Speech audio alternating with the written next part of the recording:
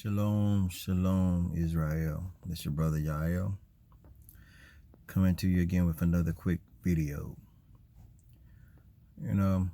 Sitting here at work, haven't started yet. Just sitting here in the parking lot, just thinking about the things that is hindering us from unity and walking in complete soundness of unity and oneness. What is hindering us is we have way too many minds. And what I mean by that is we have way too many mindsets in regard to Torah. We have too many understandings of Torah. We know Torah is right. We know it's righteous. We know it's holy. We know it's good. But we do not know how to apply it in our lives with uniformity. We're all over the place when it comes to application. And that is one of the biggest reasons why we cannot come together as a people. We can't agree on the Sabbath. We can't agree. All we know about the Sabbath is it's holy. We say it's the seventh day. We agree on those two things. We just don't know what day it falls on. We don't know what day it starts. We don't know, is the night a part of it? We don't know if it's only the day. We are all over the place when it comes to understanding Torah, to understanding the application of Torah. But we agree that Torah is right to do. We just don't agree on how to do it. And in Israel, in the days of our fathers, when Israel was in the land, I believe they applied Torah in uniformity. I don't believe everybody was scattered. I believe they walked in unity, oneness of mind. Now, they might not always walk with that mindset, because we see within scriptures that they always walked away from Jehovah. They walked away from Torah. They did their own thing. They made their idols, and they did a lot of wickedness. But when they returned back to Jehovah, which included the Torah, I believe they walked in the unity of it. They had uniformity. They had one mind. They had one way of application. I don't believe in Israel. They was in the days of our fathers that some people was keeping Sabbath one day out of the month, or their Sabbath was floating all over the place. It could show up anytime. I don't believe that was the case. We got people in Israel now thinking it's okay to rape. I'm pretty sure the Torah speaks against that. But we got people saying they're Israel that say it's okay to rape. We got people in Israel that, it's just downright.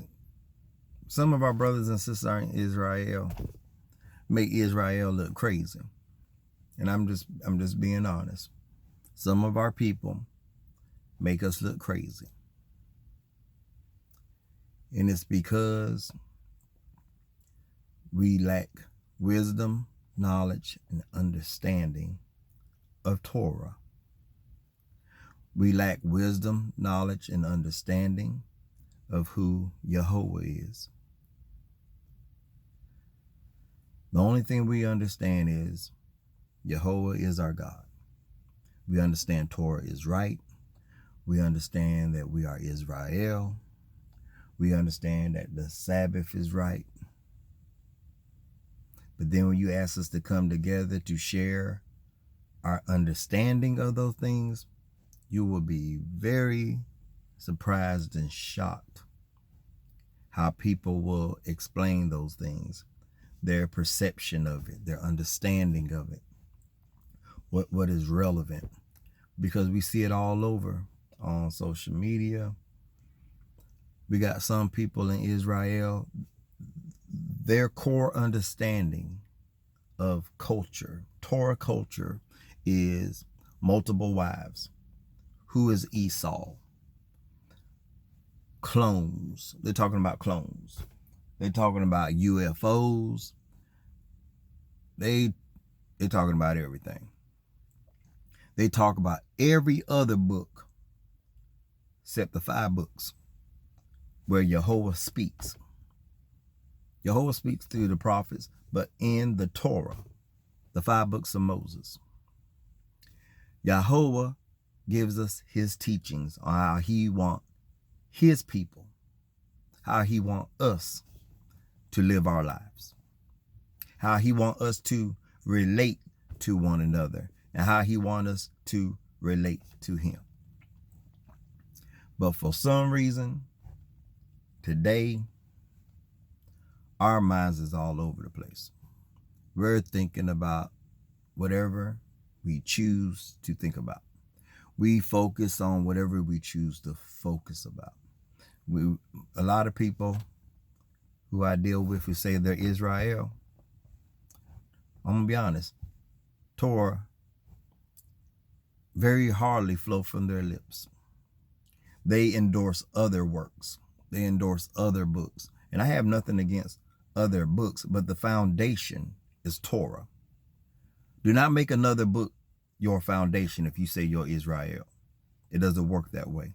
The Torah is our foundation. No other book. Don't get it twisted. So we talk about we want unity. We talk about we need to come together as one. But it's very hard to do when we have so many minds, when we have so many different ways of application in our life. It's hard. So one of my meditations is always that Yehovah will save us. And when I say Yehovah save us, sometimes I'm also talking about save our minds. Get us to a place where we will truly seek unity. And I don't mean just coming together.